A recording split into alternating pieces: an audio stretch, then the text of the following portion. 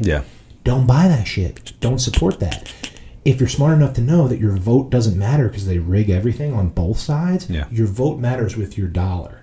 You can vote by not, boycotting and not supporting companies that support slavery, animal cruelty, and poisoning the environment in our bodies, and vote for natural companies when you buy certain things to put good things in the environment and good things on your body.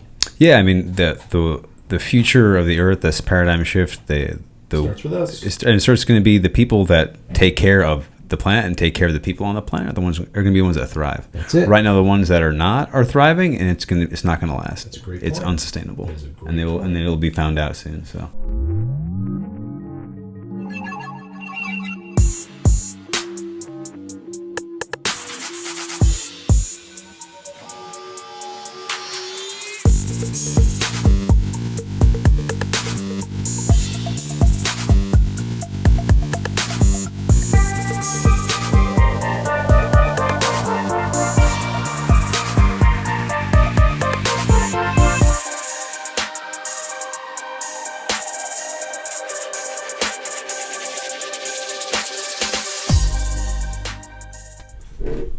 The Bridge Podcast. Welcome back, ladies and gentlemen. I am your host, Sean Nixon. And I'm Jonathan Matthew. What's happening, my man? I'm chilling, bro. We got a Ring of Fire. We got some shit going on. That's right. So this is tomorrow. It's going to be June 10th, 2021. 6/10/2002. Ring of Fire. Solar eclipse on the new moon near the summer solstice. So there's just energy portals just blasting off. Lots of shit happening. We had your Super Flower Blood Moon. And you got your Ring of Fire. Super Flower Blood Moon was on the lunar eclipse. And now we got super nuts. Shit's about to go down. Shit's going down this summer. So if you're on the East Coast like we are, then you got to get up, 5 a.m.-ish? Yeah, it's like 5:30 is 5:30 the peak if you're East Coast of America. So everybody else, do the math. But guess what? By the time I post this will be way over. Yeah. Sorry you missed it. So it's already happened, right? So My bad. We've already ascended. We should have said that last episode. Oh, well. That's the thing. We're actually ahead now instead of real time. So we're on that little podcast lag. Unless you're in Australia, then we are still behind. No, because we're always behind. Or are we on time because we're ahead and they're behind? Oh, I don't know. No, they're ahead. They're ahead. in the future. They're ahead. They're so far in the future, it's ridiculous. If you went around the Earth the other way, you'd be coming from the past to the future. Sneak up on them. Sneak up on them. Oof. Speaking of time travel, new Loki show is coming out too. Oh shit! That came out today. Yeah. Really? Yeah.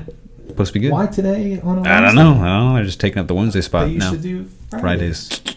All right. Well, I'll check it out. Time travel. So we're here to talk to you about self-care. Okay. Self-care is primary care.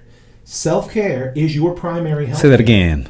Self-care is your primary health care. When they say, talk to your primary health care physician, that's bullshit. That means you treated your body and your brain like shit and you got sick and it was your fucking fault, and now you're paying insurance, doctors, and pharmaceutical companies to not even fix you or heal you, but to throw pills at your symptoms to make you survive. Yeah. And that's bullshit. So if you take personal responsibility for your health and happiness, we're changing the paradigm here. This paradigm shift, and how things shift is you stop talking about and living the negative bullshit that's been going on for 100 years or even 2,000 years with corruption and lies and greed and politics and all these things.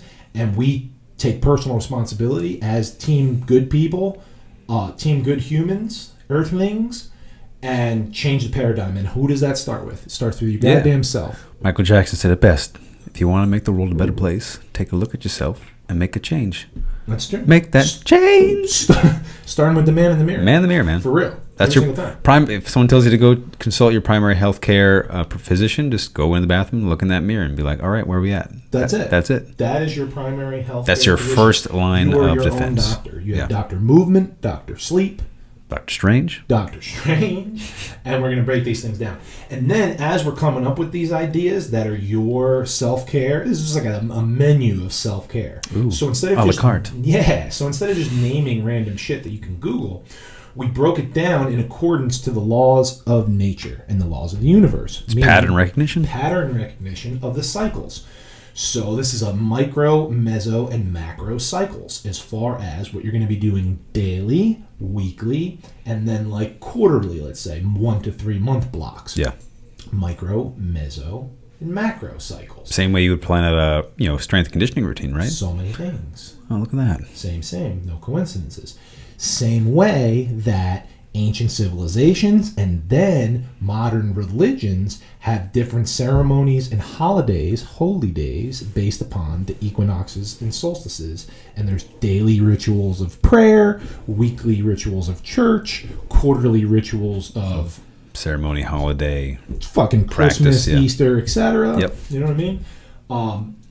And you don't have to be religious to do these things. And if you are religious, you still should do these Yeah. things. You know what I mean? It's not mutually This is, exclusive. You build these into your menu if you have your own nature, shamanistic, psychedelic, religious, family, tradition, Yeah. practices, and rituals. You build these in when we talk about ceremonies. But we'll start micro with your daily practices of self-care. So that's basically what this is going to be. Yeah, and the daily practice is really, we talk about the patterns of the universe and observing it. This is essentially the rotation of the earth, right? The daily practice is Every single 24 hours, 24 hours. every single day, the earth rotates, right? So your sun experiencing your light cycle, essentially, Your right? light cycle, Your circadian is cycle. your daily and your micro. And then we're going to have a weekly, which if you're talking 52 weeks, you're talking 13 moon cycles. So this is like your lunar meso cycles of the year.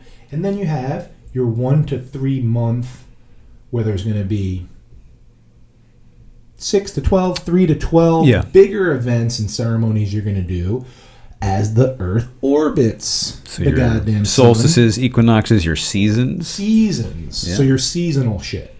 Perfect. Because if you do live, there's probably, we didn't get into this, but if you're in an area where the seasons change, you would do different things. Exactly, And if you're in a tropical region, you have rainy season and dry season, exactly. where they definitely do different ceremonial things and different diet and different exercise and stuff like that. 100%. So, for modern day, daily self-care health practices. Every single day, you need healthy nutrition. Okay? So, your daily nutrition, supplements, and hydration. So, drinking enough water. We have episodes on the details of this. Taking your supplements every single day. Because here's another thing. If you're spending all this money on supplements, most of it's a waste because most of it's garbage. But the good ones, if you take them inconsistently, now you're just still wasting money. Yeah. So every single day you're drinking water. Every single day you're taking your supplements. And every single day you're eating healthy food. That doesn't mean you don't throw in like a cheat meal then. Like a would fun be on- meal, Fun right. meal, Yeah. that would be on your weekly or your meso or your macro. Yeah. Your weekly or your monthly, where you're going out and drinking alcohol. You don't want to drink alcohol every single day. Yeah. But we're not going to say to never do it. We're going to say to do it less often than every day. Yeah, as part of your daily routine regimen, which you can move away from for specific occasions, but your Scheduled in. but your standard structure should include just healthy eating in general. Yeah, when So possible. healthy nutrition, daily supplementation, and daily hydration, getting in enough water and electrolytes. Okay. Then you got your daily movement, so just not being sedentary, right? And your daily steps. Yeah, The amount of steps you take in a day, whatever, approximately 10,000 steps. We'll see. Your daily or weekly exercise routine, Yeah. some cardio, some mobility stuff, some yin stuff, some yang stuff, some cardio and some resistance training mixed in with some unstructured play and Yeah. whatnot. so maybe your sport you do with the boys or the chicks and or whoever, and or we go rock climbing or something that keeps you active, but you enjoy doing. That's not Exactly. structured or formal. Structured or formal exercise. But it is movement and it is exercise, you just wouldn't call it that. Exactly, yeah. So that's your movement, daily practice. You need to move every day. You need to eat healthy and drink enough water every single day. Next, sleep.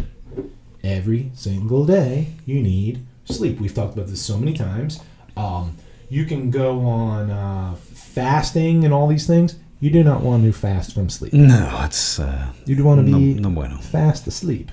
Ooh, But that was how long have you been sitting on that one for? writing them to save on that one.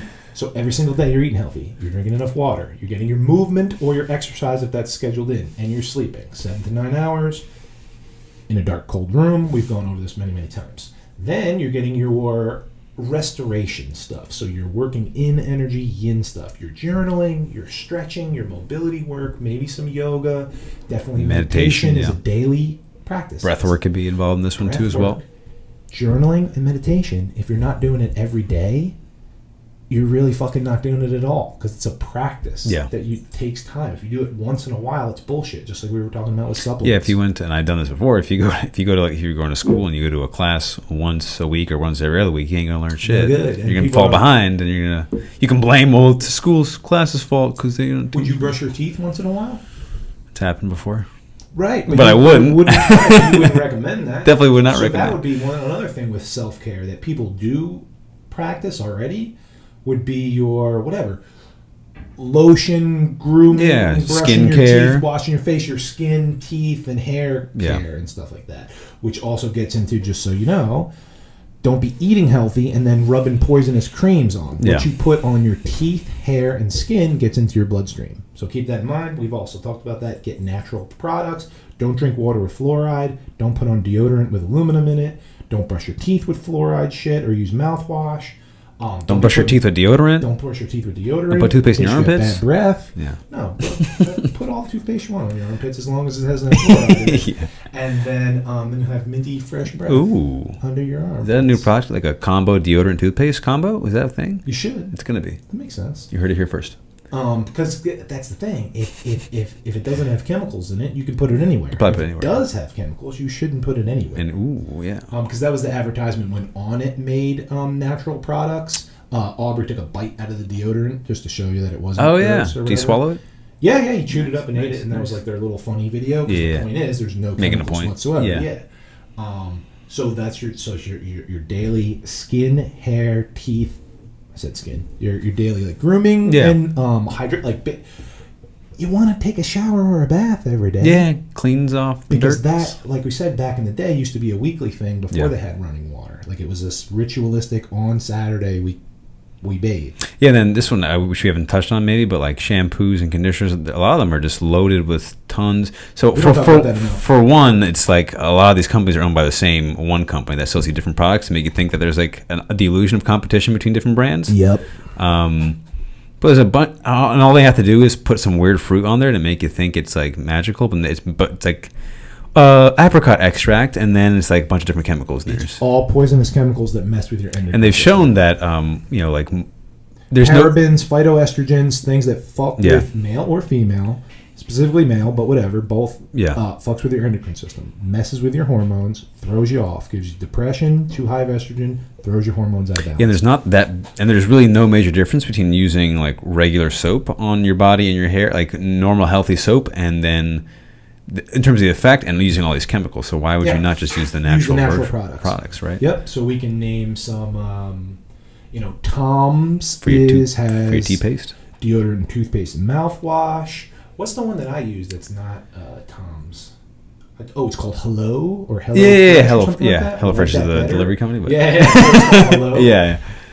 Burt's Bees has natural stuff for like whatever chapstick, soap, shampoo, deodorant, and stuff like that. I use a nice hair one, and you always check too in the back. That's what they'll let you know check. Like animal testing, paraben free. Yeah.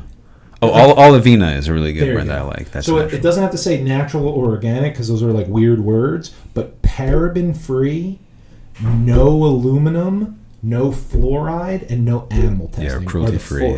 Those things are very important to me. Yeah. Because the reason why they test it on animals is because they're scumbags, and if it burns their skin, they lower the dosage and they give it to babies. So now you just burned a mouse, a rat, a ferret, an orangutan, and a fucking baby all at once just to make the product with enough chemicals to get through the FDA. Yeah. Don't buy that shit. Don't support that. If you're smart enough to know that your vote doesn't matter because they rig everything on both sides, your vote matters with your dollar. You can vote by not, boycotting and not supporting companies that support slavery, animal cruelty, and poisoning the environment in our bodies, and vote for natural companies when you buy certain things to put good things in the environment and good things on your body. Yeah, I mean, the future of the earth, this paradigm shift, starts with us. And it's going to be the people that take care of the planet and take care of the people on the planet are going to be the ones that thrive. That's it. Right now, the ones that are not are thriving, and it's not going to last. That's a great It's point. unsustainable, That is a great and point. it'll be found out soon. So daily skin, teeth, and hair care rituals with bathing and grooming and whatever you want to call that. Yeah. Cleaning yourself. Clean yourself. Cleanliness is Treat next to yourself. godliness. That's just true, Because they yeah. were saying if you're dirty, you're going to get disease. They didn't have microscopes back then, but they Yeah. knew. Stay clean. Wash your asshole. What's that? Son, George Carlin. He's like, I shower like every other day, but every day I wash my armpits, asshole, crotch, and teeth. There you go. He goes a couple times a day. He's like 3 times a day. Run a little toothbrush here and there. Toothbrush on the Yeah. armpits. Yeah. There you go. Then we're getting into, which we mentioned briefly, your restoration stuff. So a little stretch routine, a little yoga routine, definitely a daily meditation practice. We recommend a daily journal. Maybe you don't have to, but you should. Yeah. Definitely, like, I don't know about have to meditation, but I can't name a person that it wouldn't benefit. So I want to No. say have to. I want to throw meditation in just as important as nutrition, water, sleep, and movement. Yeah, it's gonna. I mean, Because it's your mental it's gonna exercise. be. It's gonna be. You know, when they say like as part of your daily, or even it's gonna become like a mainstream thing. It already, if it already is. starting to be, but I'm saying it should not even be like back burner woo woo shit. Yeah, That's your mental it's moving up the exercise. ladder because it's. We're moving it. We're doing it. So those type of yin restorative type of practices every single day. Yeah. Getting sun every single day. Now, if it's winter and you're in not near Alaska, the equator, or you're- right, yeah. you're going to need a vitamin D supplementation. But getting sun on your skin and your face every single day possible is super duper important. We've gone over this 50 million times before, not only for vitamin D and hormones, but for circadian rhythms, serotonin, melatonin, and all kinds of good stuff. Functions in the body, health, and happiness relies upon the sun. Yeah. Supplement vitamin D if you don't live near the equator or if you have darker skin or both. Or Yeah, of all both. life exists only because of our specific distance from the sun and what the sun does for us. That's it. That's the energy Everything source. you consume, whether you're carnivore or vegetarian, comes from sun energy, light energy. What? Photosynthesis, animal eats plant, human eats animal. There you go. You just That's it. ate the sun. That's it. That's it. Every single time. Then some grounding or earthing. Those things are synonyms. Grounding or earthing. There's bed sheets and yoga mats that you can plug into the ground plug, which is the round hole, not the negative positive In the bottom, fork yeah, holes, the the round three. hole in the bottom. That literally is a wire run into the ground. So it disperses electricity, and the EMFs or the electromagnetic frequencies that your body soaks up throughout the day by being around Bluetooth, Wi-Fi, 5G, computer shit, whatever, electronics in general, gets into your body and throws off your energetic balance. So you can get rid of those in some type of ion exchange. I'm not going to go too deep into the science. Yeah. By a couple of things: the bed sheet or the yoga mat that's grounded, or putting your feet on the ground for X amount of minutes, 5 to 15 minutes. So walking around barefoot, hugging a tree, laying in the grass. This will help your inflammation, your health, happiness, and fight against disease so much. You have Yeah. no idea. Scientifically proved, I don't want to say proven, that's ridiculous. Scientifically tested. Yeah, over there's and over research again. on that. I mean, just So much the fact, the known fact of electromagnetic fields on the Earth itself, and Yeah. just how the nature of everything being energy, which is That's it. talk to your boy Albert for that one if Yep. you're still skeptical. And Tesla. And Tesla, You're yeah. a smart guy. Yes, sir. So, vitamin D, sunlight, grounding or earthing, it's the same thing. There's an awesome documentary called Earthing out now. I would suggest it. It's amazing. It'll change your life. If you have inflammation issues, because think about it, this is what they tried to, they did studies on. I forgot to tell you the coolest part. There was like special needs kids that would freak out, and what they would do is pop up out of their chair, and the teacher's like, "What are you doing? What are you doing?" And they would scream, kick their shoes off, sprint out of the fucking place, and they would look everywhere for them, and they'd find them with their feet dug into the plant outside, into the Whoa. ground. Their body knew that that's what they needed. They were having like an anxiety attack, and their body knew to kick off their shoes and put their feet in the dirt. And the teacher, the special needs teacher, finds them every single time, and they're like smiling. Feet in the when they were plants. just feet in the fucking dirt because they knew, and it lowers inflammation immediately. So grounding or this amazing documentary. You should Yeah. watch it. Next thing, and probably the last thing that we'll recommend daily, and we'll do a quick recap and move on to weekly stuff, is like a tribal connection of some sort. So seeing and talking to your significant other, your friends, hopefully your coworkers Yeah. aren't fucking negative energy sources. Yeah. and just getting like a hug, a connection, a conversation, interaction, like a genuine interaction, not your like water cooler talk, but like no, it's nonsense, and that is never necessary. Yeah, it's just like that weird dance of like, I don't want to engage authentically, or I don't want to engage. I do want to disengage. The right? worst is when you're like, "How you doing?" and you just want to "How you doing?" back, and they're like, "Well, actually," or it's like, "How you doing?" you're like, "Thanks," and it's like, "Oh, what?" Well, that's awkward too. But when people actually start telling you, they're like, "Well, I got this fucking hemorrhoid on my ass, and like, my wife is really." All I wanted was I'm doing good, so I can move on with my day. And keep a nod and keep moving, bro. But now I'm your therapist for this next 30 minutes. I'm in the elevator. Some type of tribal connection, a hug, a conversation, a friendship, rubbing the dog, rubbing the cat, the hamster, the ferret, the chinchilla. Yes, that type of connection. The turtle. Is in love exchange. You know what I'm saying? So this is where you go beyond science. Would you say love is a real thing? What is real? What do you mean define real? But yes. But it doesn't fit into science because you can't measure it. Because science, modern day science, is only quantifiable shit. It's just measure. Yeah. That doesn't mean that that's all the things that are real in reality, because nor is it. It totally excludes experiential reality, right? Exactly. So it's like, how much do you love your mother? If I can't write that in a spreadsheet, you're telling me it's not real. Yeah, exactly. Blind, placebo, peer-reviewed study. No, that means it's real, but it's outside the scope of physically weighing and measuring. And we talked about this in the last episode, the senses, right? It's beyond those 5 physical measurable senses. What you can touch, smell, see, hear, and weigh and measure is less than 1/1,000,000th of reality. So if you would say that there's an organ or an energy center where most of your love is, what would you say? I mean, the natural response is the heart. So if I was to cut your chest open and take your heart out and dissect it and put it under a microscope, would I see love in there? Potentially, but I would say no. No, so you see what I'm saying? Like, you got to use your brain a little bit more with this shit. Yeah, this is more. Yeah, you got to trust your intuition with this, and trust your nature, feeling. God, the universe, and your intuition. Yeah, and if you're smart and are science, then anyone's really smart and scientific will understand that they don't know everything, and there's things beyond their knowledge. Yeah. The people who don't know what they're talking about are the ones that deny it. But the smartest people, like Albert Einstein, Tesla, like, I know tons of science shit. And I'm telling you that we don't know shit. And both of those guys were right. They said the more you know, the more you don't know. Exactly.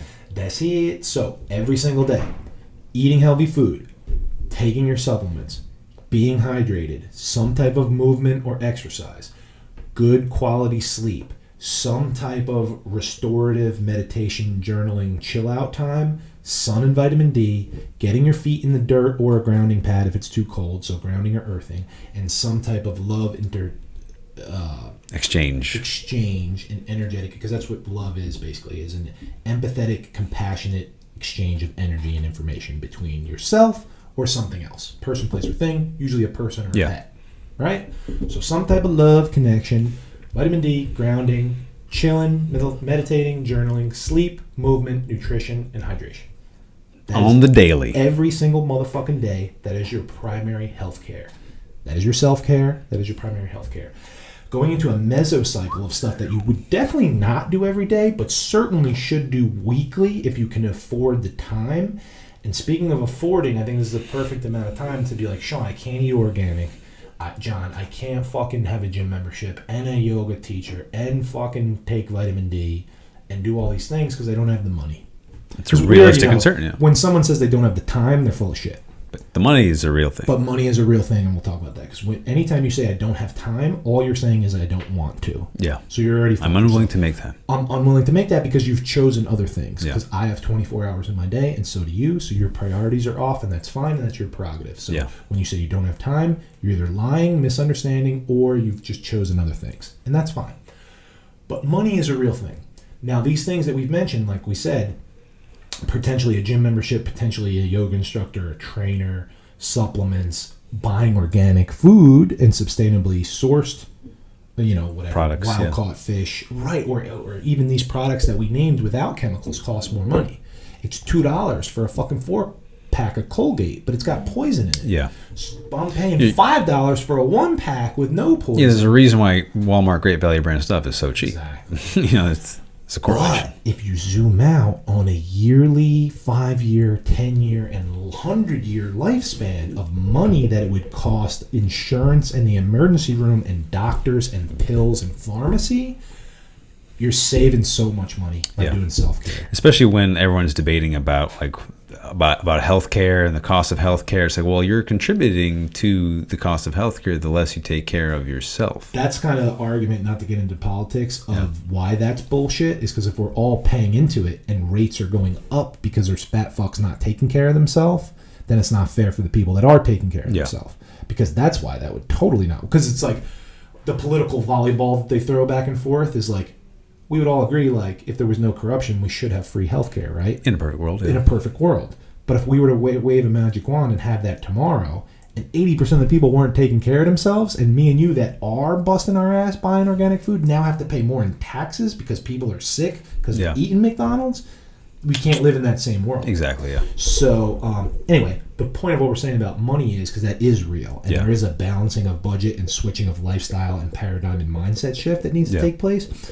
If you calculate your doctor visits, your pharmacy visits, your insurance, and your hospital visits over, like I said, a 1-year, 5-year, 10-year, 50-year, 100-year scale, you're paying so much more money to get sick and have somebody throw pills and surgeries at the symptoms versus taking care of yourself every single day. Yeah, you're not getting better, you're just artificially feeling better. You know? Yeah. And Chris Kresser, if you don't know Chris Kresser, really great, really smart guy, and he has the statistic, and I was listening to, like, the cost of one person, a 40-year-old person who has type 2 diabetes, preventable, reversible, for 30 years till they're 70, the cost of that is millions of dollars on when totaled up in terms of insurance, pharmaceutical, healthcare, and all that stuff over the course of 30 years. That's not going to be the case with this stuff, because actually the more you do this stuff, the less you're going to have to pay for everything, right? I mean, if you had, chickens in the back in a garden and then did like push-ups and like resistance training at home, it could technically be zero. Yeah. You know what I mean? So if you zoom that out even more and you bought organic meats and vegetables and a gym membership, now it's a little bit more than zero, way less than millions, and your health going to shit. And you're actually getting better, not just masking the feeling better. Actually healing instead of throwing pills and masking to the root on a symptom. Yeah. These are preventative, prophylactic, daily self-care, not Band-Aids when you're already sick and injured. Yeah, can't see it, can't feel it, it's not there. That's not true. That's not how that works. That's not good. So we can let's skip ahead then, because we're not saying that we should get rid of all hospitals and doctors. We're saying they are completely overused and corrupt by big pharma, which is tied in with politics and whatever. So that doesn't mean that nurses and doctors are bad. It doesn't even mean that pharmacists and scientists are bad. Exactly. It means the administrators and the politics and the big business is inherently and corrupt. The ties to money and corruption. Right, because it ties to money and power. That's the bottom line. And yeah. But the small percentage of genetic stuff, like we said, for example, type 2 diabetes, you eat a little bit less carbs and you do some resistance training and you have a better lifestyle, and you will absolutely fix that. Yeah. Right. I've done it myself and with dozens of people. But there's type 1 diabetes, which is genetic, and you're going to need insulin from a doctor or you're going to die. And I forget the cost of insulin's insane. The cost of insulin is ridiculous. Only because of there's pharma and there's no reason for it. There's no reason for it. Yeah. So that will save people's lives. So genetic stuff, which is, people think it's a lot, it's like 1% of stuff is genetic. Yeah. The rest, the 99%, is on us. Self-care is primary care. Next would be a traumatic injury, a helmet, car accident, a car accident. Doctors will save your motherfucking life if your leg is broken.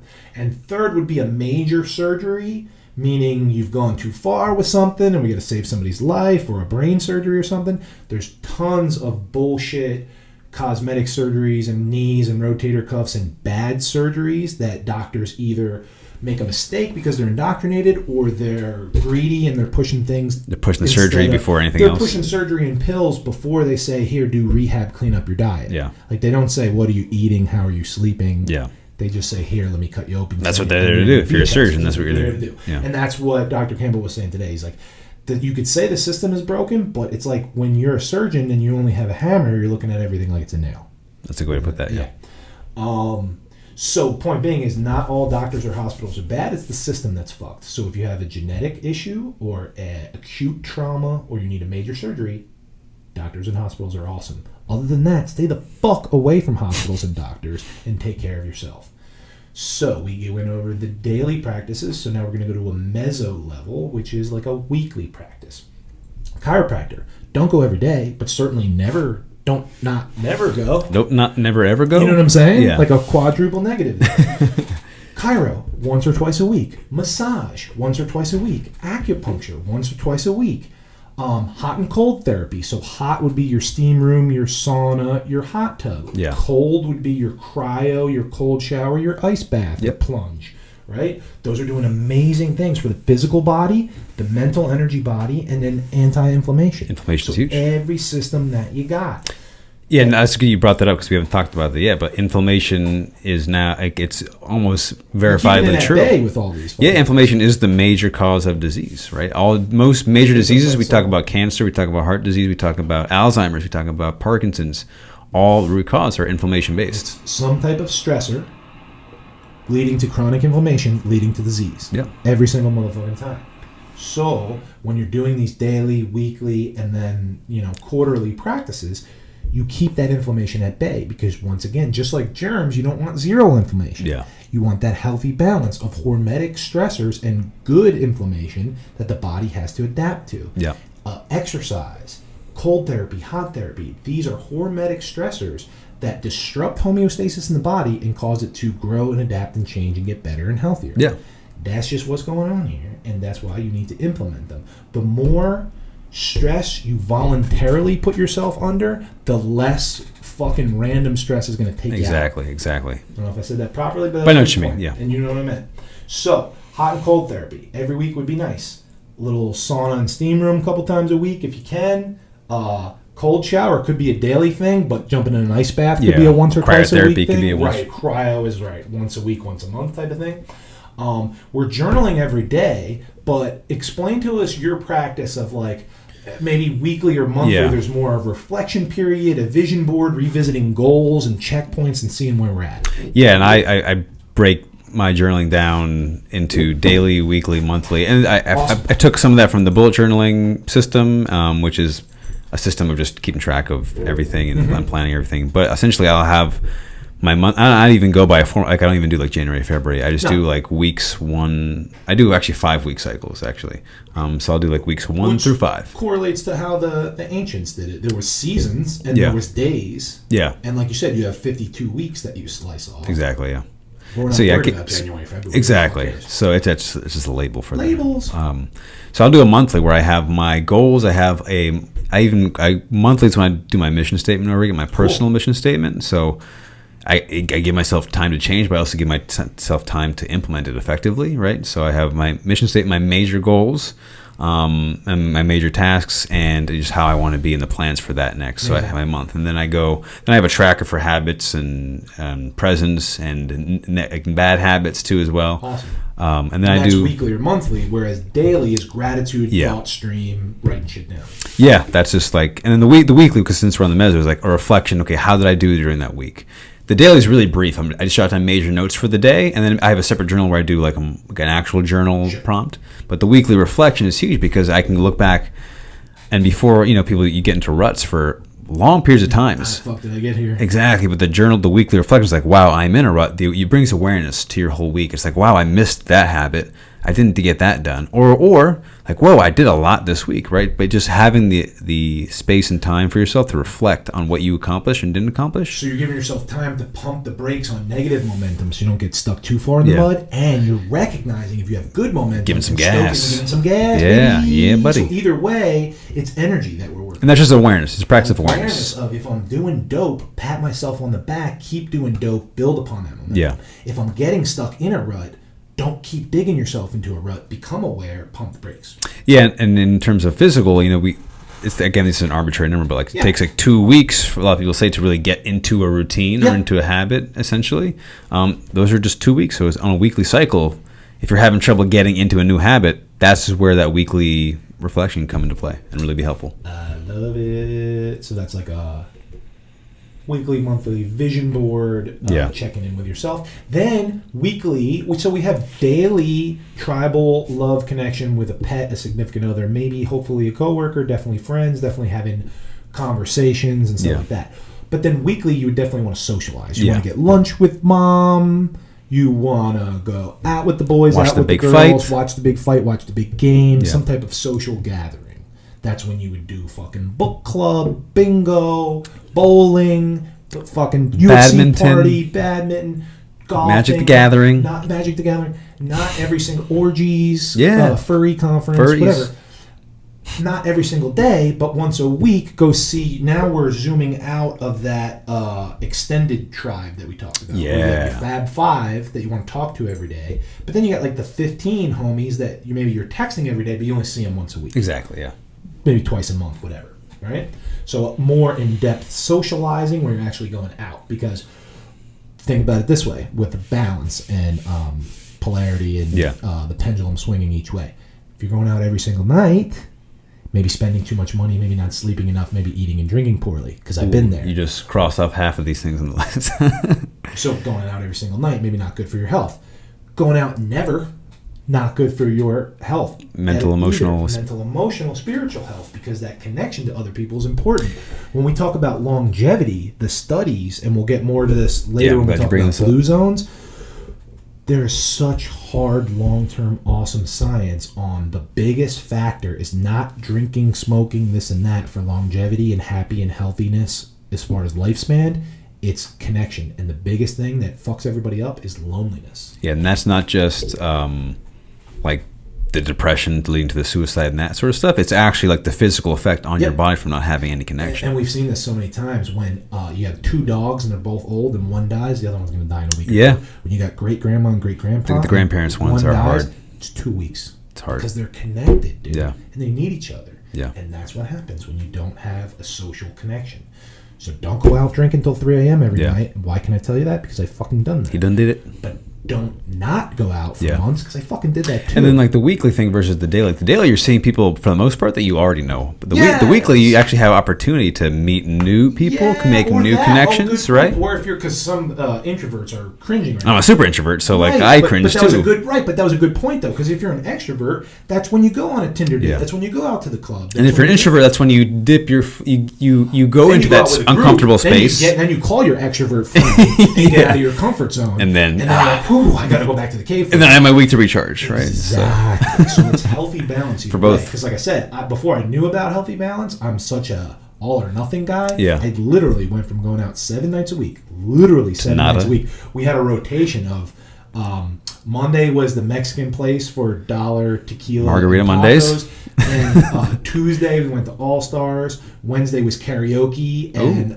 Thursday was Yings and Wings. Yings and wings. 50 cent Yinglings. Yo. 50-cent wings. That's insane. How do you not go Bro, out for that?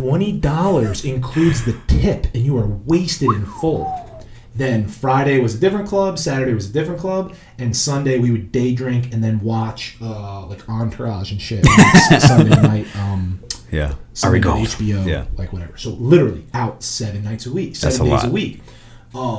And it was so much social because I'm talking about, ages 16 to 23. Yeah. And I was just burying myself in drugs, food, and alcohol. Yeah. But I was going out every night.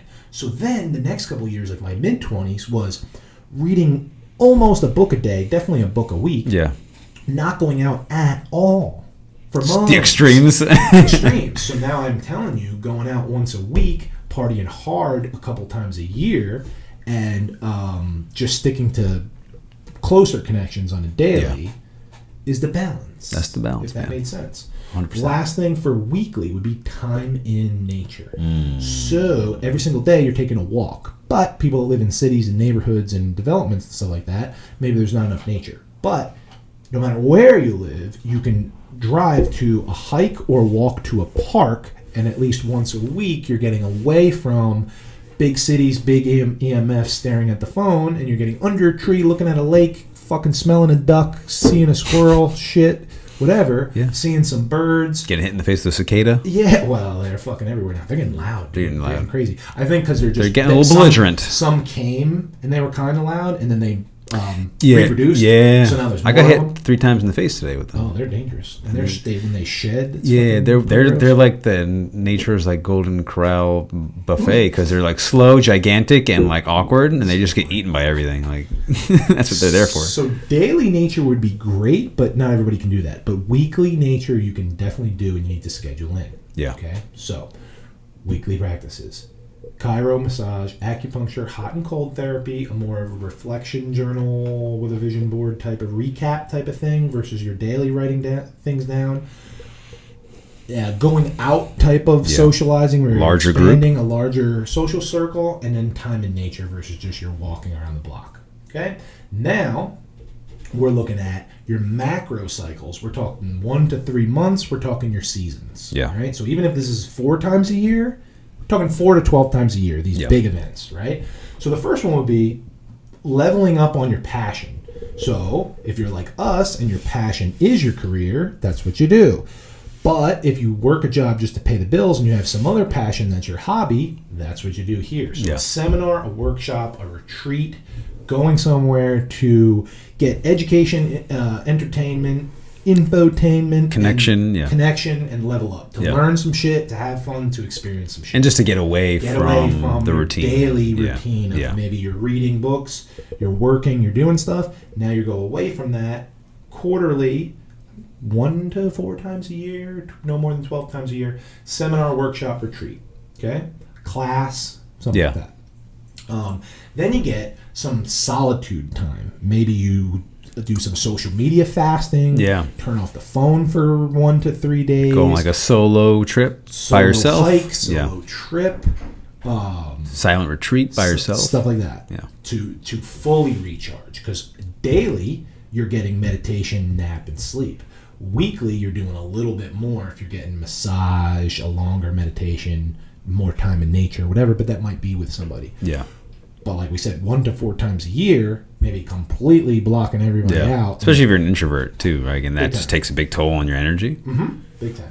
So once again, that could be whatever. We're talking how many full moons, how many new moons, 13 of these fuckers a year. Yeah. You're doing some type of, it doesn't have to be on that day, but just to follow the cycles of nature and the universe that are already out there, some type of solitude time. And if you don't and you can just even observe in your own life, like around a couple times a year on these big major events, you'll notice major life events change. And that's where, that's perfect to mention, because so many times things are tied to not only the energy of the planets and the moon, but just time cycles of the seasons. Yeah. So some people get the blues in the winter. Winter blues. Some people get the blues in the spring because like school is ending and they have PTSD from like finals and cramming. Stressing all that, Stress, and then they're sick.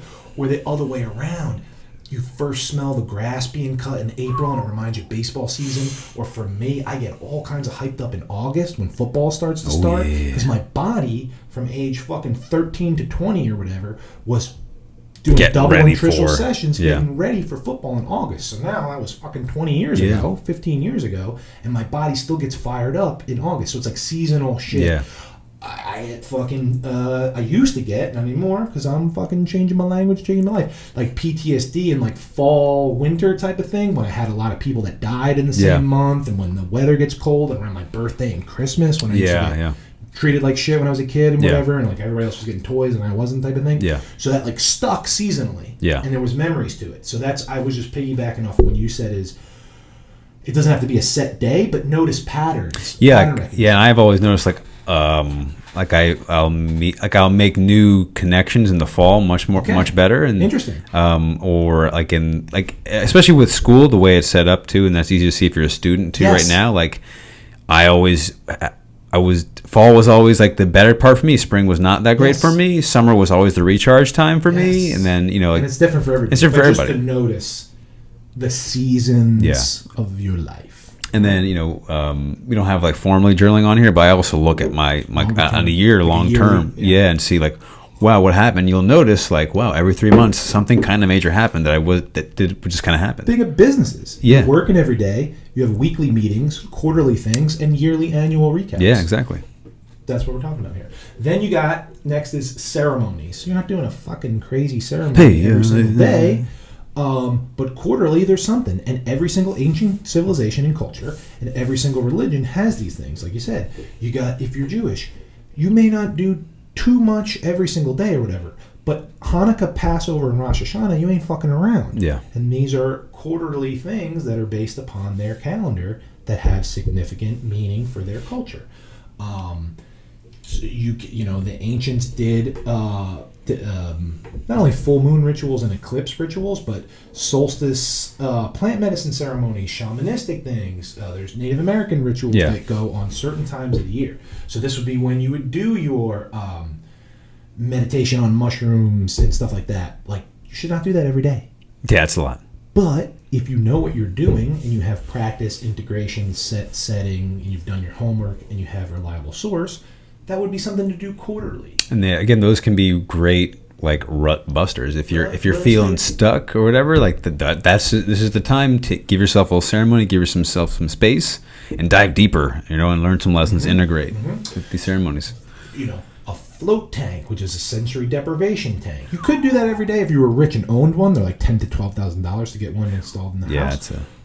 But if you go 4 to 6 times a year, that's a type of self-care ceremony that you can do. Sensory deprivation tank. Sound healing, Reiki, ecstatic dance, hypnotherapy, talk therapy, electrotherapy, red light therapy, past life regressions, even like even just seeing a healer, a medium, or a reader, something like that. You wouldn't do that every single day, but you wouldn't do it never. Never, You do it ceremonially, seasonally, quarterly. Yeah, and you'll notice like a lot of the things in this our macro cycle require some sort of integration afterwards, which is why they're longer periods of time. Like when you go on a retreat, or like, this happens with a lot of kids in college when they study abroad and they come back and like, that was the best, whatever. Like that was like a life-changing experience, right? That would be another thing. If you can afford it, trips, travel, and vacation. Yeah. But like a retreat for a lot of people is like, you're away from everything and you're with super positive people in a positive environment. It's a life-changing experience. It's almost like a psychedelic experience. Come back into your real-world daily routine and integrate those lessons, experiences, feelings, and associations. Yeah, it takes time to do that.